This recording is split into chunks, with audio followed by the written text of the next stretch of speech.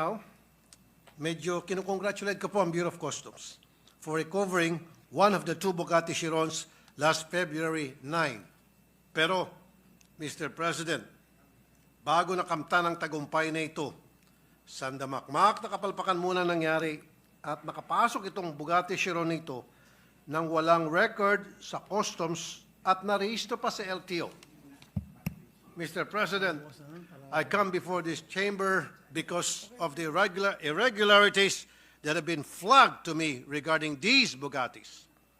Una po, nung ito ay tinanong ko noong Nobyembre kung nagbayad ba ng customs duties ang mga ito, agad akong sinagot ng wala sa records ng Bureau of Customs na ito ay nagbayad ng duties and taxes, itong dalawang Bugatti. They confidently told me that they looked at the records from 2019 onwards at wala daw talaga. Sa nakita niyo po kanina sa video. They said that before the Senate budget deliberations and they would not say that if they had no basis. Ngayon po, bilang pag-follow up ko sa nangyaring ito, dahil nga may nag-surrender na ng isang Bugatti, akin pong background check ang registration ng dalawang Bugatti sa LTO. Ang blue na Bugatti na may plate number na NIM 5448 ay lumilitaw na nakarehistro sa pangalan ng isang foreigner na si Tu Trang Nguyen. At ang pulang Bugatti na may plate number NIM 5450 ay nakarehistro naman kay Meng Junzu. Sa pag-aaral ng mga dokumentong pinasa nila sa LTO upang ito'y marehistro, may kita na itong dalawang sasakyan ay magkasabay na prinoseso. Pareho itong in-import ng Frebel Import and Export Corporation na ang bill of lading ay may petsang December 24, 2022 at ito'y sabay na narehistro sa LTO noong May 30, 2023. Ngayon, ang tanong ko po, paano ito narehistro sa LTO kung hindi ito nagbayad ng customs duties? Ayon sa sinasabi ng mga nakapanayam natin dito noong Nobyembre. Salungat ito sa mga dokumentong sinumiti sa LTO kung saan may kambala certificate of payment ang dalawang Bugatti na ito na in-issue ng Bureau of Customs. Noong December 27, 2022, nagbayad ng mahigit kumulang na 24.7 million ng Frebel Import ng customs duties ayon sa record na naisumiti sa LTO. Ang certificate of payment na ito ay pirmado ng customs collector na si Harold Agama at ng examiner na si Rosario De Leon. Sabi ng mga customs officials dito nung budget hearing, walang binayad.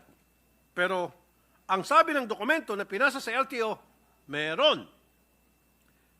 Saan po nangyaring himala, Mr. President? Noong panahon na ito, 2022, ang Customs Commissioner ay walang iba kundi si Yogi Filemon Ruiz.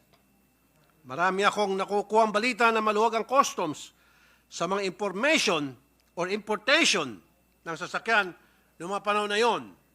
Sa madalit salita, maluwag as in, maluwag ang smuggling. At sino naman itong si Yasser Abbas, na Director for Imports and Assessment Services ng Bureau of Customs? Sa kanya dumadaan ang pag-approve ng mga pumapasok ng mga sasakyan. Ano ang nangyari dito? Mr. President, sanga-sangang problema po ang nais ko mabigyan diin ngayong araw. Una po, ang smuggling. May kita po natin na may nakagawa ng paraan para mag-import ng mga luxury vehicles nang hindi nagbabayad ng karapatang buwis. Ayon sa kaduda-dudang certificate of payment na sinabit sa LTO, 24.7 million lang ang binayaran ng kada Bugatti owner. Pero kung i-compute ito, mahigit 207 million kada Bugatti ang estimated duties and taxes na dapat sana nakolekta ng gobyerno. Ibig sabihin, naluging gobyerno ng 183 million pesos kada sasakyan or a total of 366 million pesos ang nalugi. Ito ay kung tunay ang mga dokumentong sinumiti nila sa LTO. Tinawagan po namin ulit ang customs tungkol sa certificate of payment na ito. Ang sagot po ng customs kaninang umaga sa amin ay doubtful daw po sila sa legitimacy ng mga dokumento na sinabit sa LTO.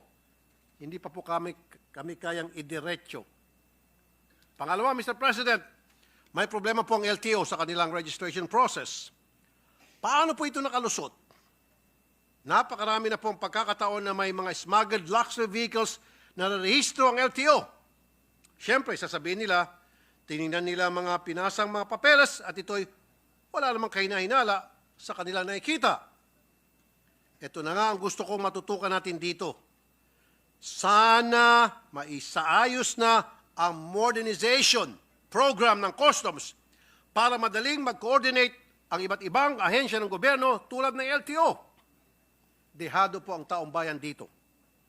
We have to implement already the National Single Window Program.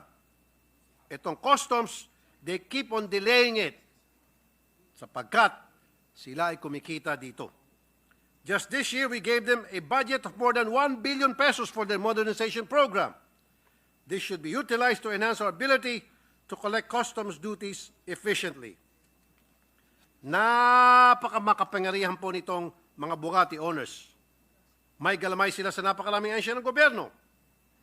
At ayon sa isang article, itong si Trang Tu Nguyen, na isa sa mga may-ari ng Bugatti, ay isang insidente na-involve siya na isang Ferrari F8 pumasok sa EDSA bus lane.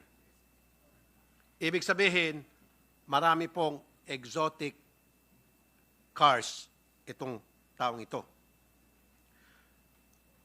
Ano ba ang trabaho o negosyo nito sa Pilipinas? Kung legit na ito ay may trabaho o negosyo, nagbabayad ba ito ng buwis? Malamang sa malamang ay hindi. Dahil kung nakalusot ito sa customs na mahigpit ang pagbabantay nga, kung tutuusin, mas lalo pa sa BIR. Ilan pa kaya ang katulad ni Nguyen na may pribileyo sa customs, BIR, LTO at immigration? Mr. President, according to our Constitution, tayo po inatasang mag-evolve ng progressive system of taxation. Ibig sabihin, mas mataas ang kita, mas malaking binabayaran na buwis. Pero base sa mga napag-alaman natin ngayon, ang progressive po ay hindi taxation, kundi tax evasion. Mr.